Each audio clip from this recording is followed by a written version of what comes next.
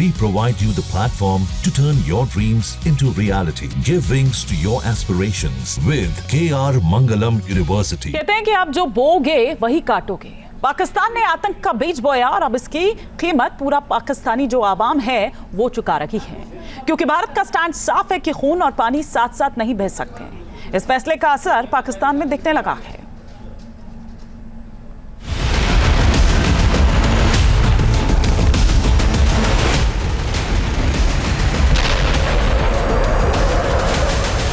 सिंधु के पानी से लेकर ऑपरेशन सिंदूर तक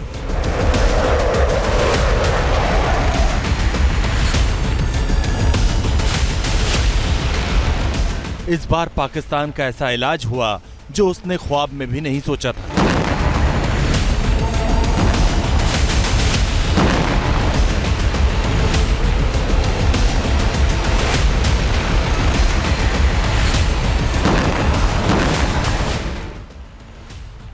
भले ही सीज फायर का ऐलान हो गया हो, मगर सिंधु जल समझौते पर फिलहाल रोक रहेगी, क्योंकि भारत का स्टैंड साफ है कि खून और पानी साथ साथ नहीं बह सकता।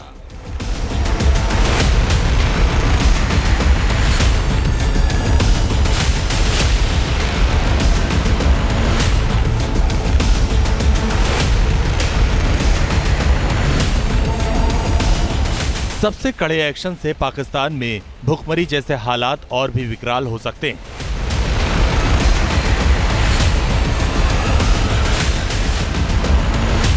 पाकिस्तान पानी के साथ साथ दाने दाने को मोहताज हो सकता है।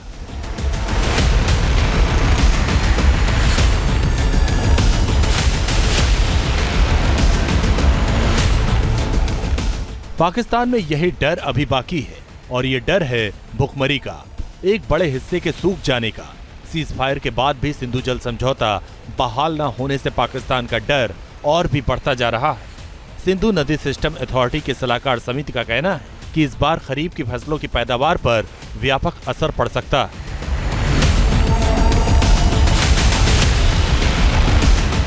इरसा का आकलन है कि इस बार पाकिस्तान को खरीफ सीजन में पानी की कमी होगी। सिंधु और चेनाब नदी में पानी का बहाव अचानक से कम होने से नुकसान होगा। मई से लेकर सितंबर तक 21% फसलें चौपट हो सकती हैं। सिंधु संधि के चलते ही पाकिस्तान के 80% खेतों को पानी मिलता था।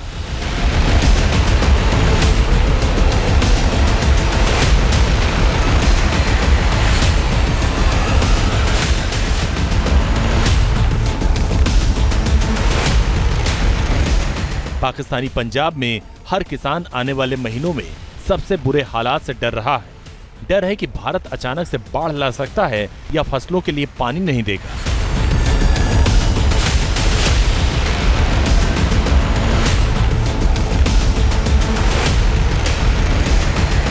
पाकिस्तान में भूखे मरने की कहानी अब हर जुबान पर चढ़ने लगी है।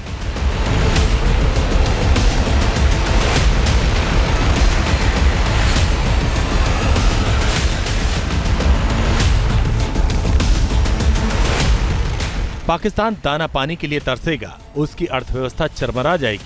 आइए आपको बताते हैं कि सिंधु का पानी पाकिस्तान के लिए कितना मायने रखता है।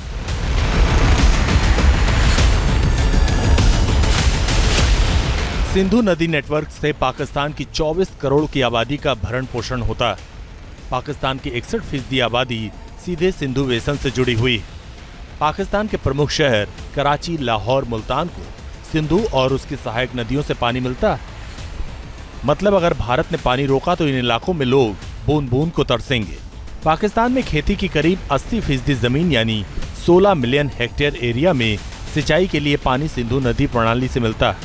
इस पानी का 99% हिस्सा सिंचाई के लिए इस्तेमाल किया जाता है, जिसके बिना खेती असंभव है। पाकिस्तान के पंजाब और सिंध प्रांत की खेती ठप पड़ सकती है। इससे क्या क्या मुसीबतें आएंगी, ये सोचकर ही आम पाकिस्तानी के साथ साथ सरकार भी हाँफ रही है। वैसे भी पाकिस्तान में आटे दाल के लिए खून बहता है, बवाल होता है। पहले से ही पाकिस्तान महंगाई और विदेशी कर्ज के बोझ तले पिटा हुआ है।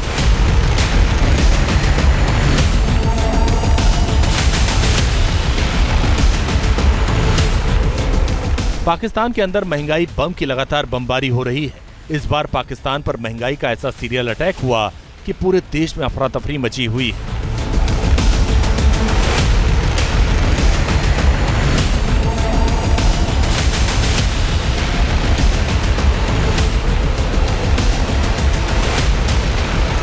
झूठी कहानियों से बड़े बड़े दावे करने वाली पाकिस्तानी सेना और सरकार खुद भुखमरी के आगे सरेंडर करती नजर आ रही है।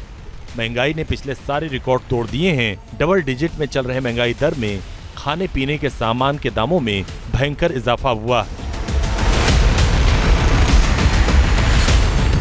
आलू 120 रुपए प्रति किलो तक बिक रहा है, चीनी 180, आटा 120 रुपए, एक दर्जन अंडे की कीमत 240 रुपए, जबकि 1 लीटर दूध की कीमत 240 रुपए बताई जा रही है।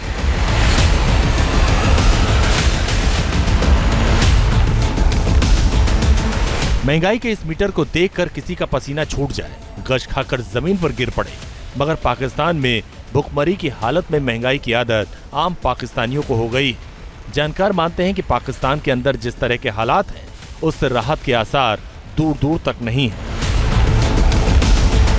Team news nation.